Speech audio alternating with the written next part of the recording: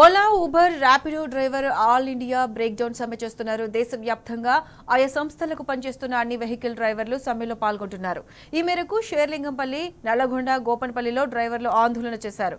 కనీస ఛార్జీలు, మెరుగైన పని పరిస్థితులు, ప్రైవేట్ వాహనాలను కమర్షియల్ అవసరాలకు వాడడాన్ని నిరోధించాలని డ్రైవర్లు డిమాండ్ చేశారు. దీంతో క్యాబ్, ఆటో, బైక్ సేవలకు అంతరాయం కలుగుతుంది.